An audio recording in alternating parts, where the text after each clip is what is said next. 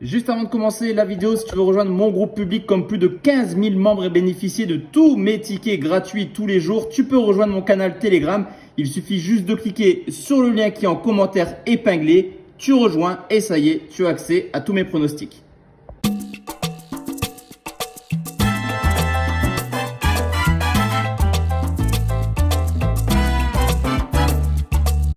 Yo la team, j'espère que vous allez bien, que vous avez passé une excellente journée. On se retrouve ce soir pour une vidéo un peu particulière, spéciale top match européen, 10 matchs, 10 scores exacts à vous proposer.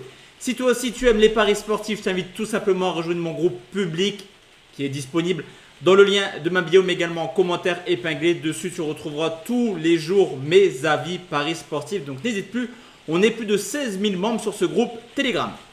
On commence tout de suite cette vidéo par un match qui se joue ce soir sur les coups de 20h30. C'est Dortmund qui joue contre Heidenheim, une équipe de Dortmund qui a fait un début de saison plutôt mitigé. 4 points pris en 2 matchs et seulement 2 buts marqués. Mais on le sait depuis maintenant plusieurs années, c'est une valeur sûre à domicile. D'ailleurs en 2023, il y a quand même 10 victoires en 11 matchs de Bundesliga. De son côté, Heidenheim fait un début de saison plutôt catastrophique.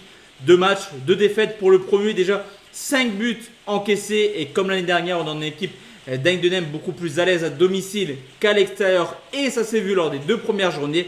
Large victoire de Dortmund sans aucune contestation sur le score de 3 buts à 1. Deuxième rencontre, on reste en Allemagne, c'est Gladbach qui reçoit le Bayern Munich. 2 matchs déjà pour Gladbach et déjà 7 buts encaissés. C'est quand même un début de saison assez délicat pour Mönchengladbach qui n'est plus aussi bon que les années précédentes, on l'a encore vu. Ils ont perdu Marcus Thuram qui a rejoint le Milan AC cet été. Alors que du côté du Bayern, il y a une humiliation claire contre Leipzig en Super Coupe d'Allemagne. Mais là, ça va mieux. Victoire 4-0 à Brême, victoire 3-1 à domicile contre Augsbourg avec des débuts plutôt réussis pour Harry Kane. Déjà auteur d'un doublé la semaine passée. Donc sur ce coup, même si Gladbach réussit plutôt bien à domicile contre le Bayern, je vois les Bavarois venir s'imposer sur le score de 4 buts à 2. L'Union Berlin contre Leipzig, 2 matchs, 2 victoires pour l'Union qui poursuit clairement son ascension. Ça fait quand même 5 ans qu'ils sont en Bundesliga, 11e, 7e, 5e, 4e cette année. On l'a vu hier dans le tirage au sort de la Ligue des Champions. L'Union Berlin est une équipe extrêmement joueuse qui aura à cœur de faire mieux que l'an passé. Donc aller chercher une place dans le top 3, mais forcément la réception de Leipzig elle va être extrêmement compliquée. Leipzig qui a fait un recrutement très cohérent, qui avait battu le Bayern en Super Coupe et qui peut faire clairement une très belle année. 2 équipes qui ont un potentiel offensif de dingue, donc il y aura du but et je vais partir sur un match nul, 2 buts partout. Le Real Madrid contre Retafe, direction l'Espagne, premier match à domicile pour le Real après 3 déplacements qui sont conclus tout simplement par 3 victoires. Une équipe du Real un peu moins prolifique que les années précédentes, forcément Benzema n'a pas été remplacé.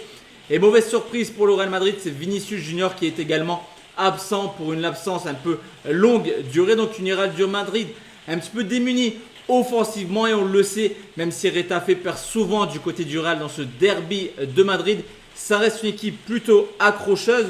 On l'a vu, 14 victoires de suite pour le Real, mais sur les 5 derniers matchs, c'est plutôt du 50-50, 3 victoires 2-0 pour le Real, 2 victoires sur le score de 1-0. Donc jouer un match plutôt fermé où les Madrilènes devraient s'imposer en fin de rencontre. Victoire 1-0. Osasuna contre le FC Barcelone après un début de saison un peu loupé pour le Barça avec ce match nul. Justement du côté de Retafe, ils sont plutôt bien repris. 2 victoires avec une performance plutôt agréable à Villarreal la semaine passée. Un déplacement à Osasuna qui n'est jamais simple, c'est une certitude. Cependant Osasuna a déjà perdu 2 fois cette année à domicile contre Bruges en Coupe d'Europe, mais également contre Bilbao. On l'a vu également, Osasuna joué hier contre Bruges, une élimination lors des barrages de Coupe d'Europe. Donc une équipe qui mentalement aura peut-être du mal et qui physiquement sera fatiguée. Je vais partir là aussi sur une courte victoire du Barça sur le score de 1 but à 0.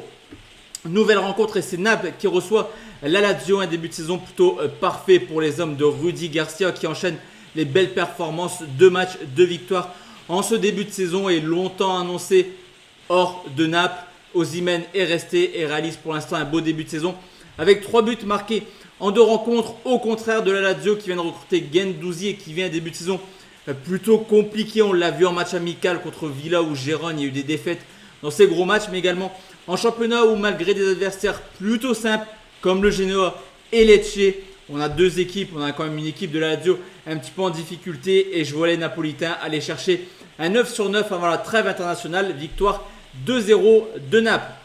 L'Inter reçoit la Fiorentina. Là aussi, on a une équipe de l'Inter qui a plutôt bien lancé sa saison en s'imposant sur ces deux rencontres en encaissant 0 but. Là aussi, il y a Osimhen du côté de Naples, il y a Lautaro Martinez du côté de l'Inter qui porte à lui tout seul pour l'instant l'attaque interiste avec déjà 3 buts marqués. La Fiorentina est certes dans le coup actuellement avec 4 points de match, mais toujours pas le moindre clean sheet. Quand on sait que Martinez est en forme, il pourrait déjà être un potentiel buteur. Et on a une équipe de la Fiorentina comme Osasuna qui a joué cette semaine en Coupe d'Europe. Cette fois-ci, c'était contre le Rapid de Vienne. Là, par contre, les Italiens se sont qualifiés pour les phases de poule. Donc, je vais partir sur une victoire de l'Inter sur le score de 2-0. Il reste 3 rencontres au reste en Italie. C'est la Juventus qui se déplace du côté de Empoli, une équipe de la Juve qui a le champ libre cette année. Il n'y a pas de compétition européenne. Ils auront le temps tranquillement de se concentrer sur la Serie A. Forcément, l'objectif de la Juve, c'est de retrouver rapidement la Ligue des Champions. Et ça commence plutôt mal avec ses points perdus à domicile contre Bologne. Mais attention, parce que là, Empoli, on ne peut pas se permettre d'aller perdre des points là-bas. Une équipe en difficulté, déjà éliminée de la Coupe d'Italie, qui a déjà perdu 2 fois en championnat contre les Las Vérone et Monza. Historiquement, même si la Juve a perdu 4-1 l'an passé à Empoli, ils sont plutôt sérieux avec 8 victoires sur les 10 derniers déplacements. Donc je vais partir sur une victoire de la Juve sur le score de 2-1. On va terminer cette vidéo avec 2 matchs du Portugal. Benfica qui joue contre Guimarães après sa défaite pour lancer sa saison à Boavista. Benfica s'est plutôt bien repris avec 2 victoires contre Estrela et Gil Vicente. Alors certes, pour ceux qui regardent les matchs de Benfica, c'est pas le Benfica de l'an passé, mais c'est un Benfica un petit peu différent qui peut compter sur Angel Di Maria qui a déjà marqué pas mal de buts. Certes, Guimarães lance bien sa saison, 9 points sur 9 possibles, mais on l'a vu, quand Guimarães se déplace chez des cadors, généralement ça se passe mal.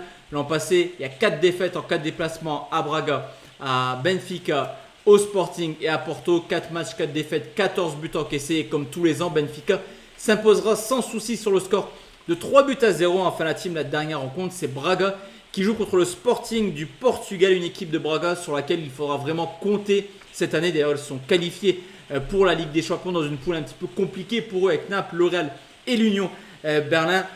Même si le Sporting a fait 9 sur 9, là aussi, c'est le premier réel test et historiquement, c'est du 50-50.